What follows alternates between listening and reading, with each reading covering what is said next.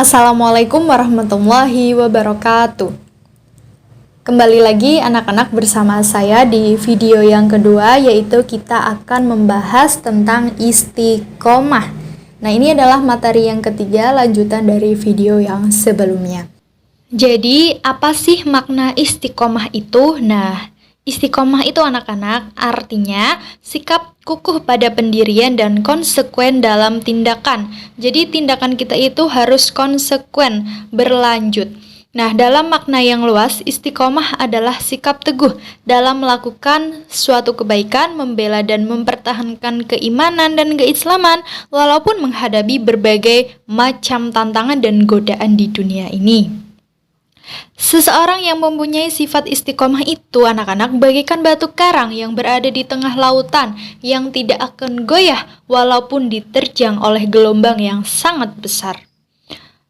Istiqomah ini terwujud karena adanya keyakinan akan kebenaran dan siap menanggung resiko. Sifat ini wajib dimiliki kita nih sebagai seorang muslim, terutama kita sebagai pelajar.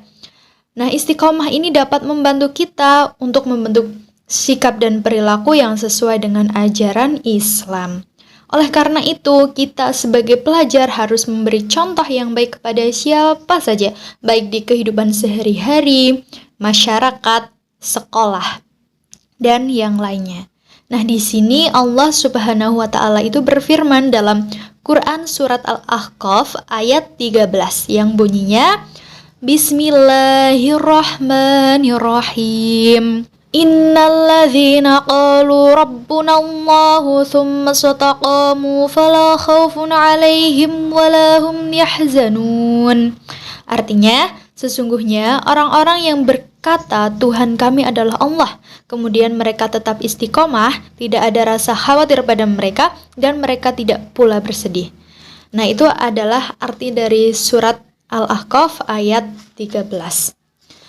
Anak-anak, ayat di atas itu menjelaskan bagaimana sikap seorang yang istiqomah, yaitu menepati dan mengikuti garis-garis yang telah ditentukan oleh agama. Jadi, mereka itu mematuhi perintah Allah serta menjauhi larangannya.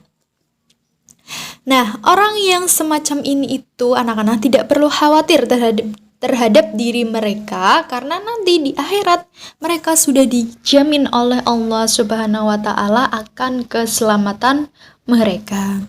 Kemudian yang kedua, kita akan membahas tentang hikmah perilaku istiqomah. Nah, di antaranya apa saja?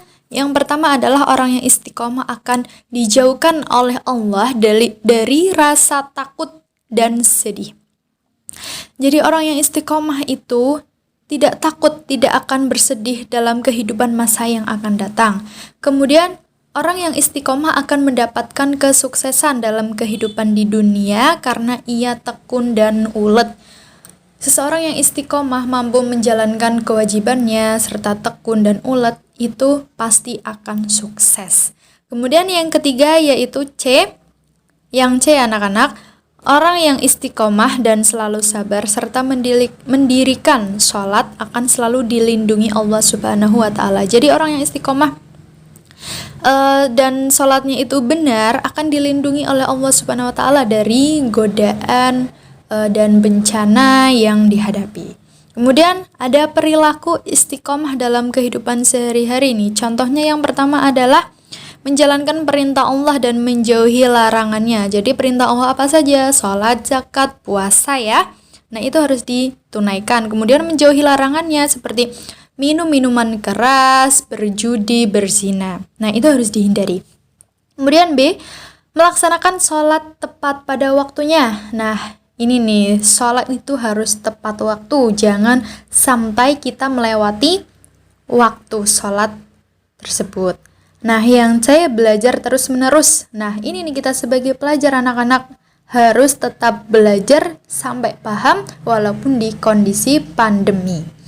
Yang D, selalu menaati peraturan baik yang ada di masyarakat, sekolah, ataupun di rumah. Karena orang yang menaati peraturan itu adalah orang yang baik dan orang yang istiqomah.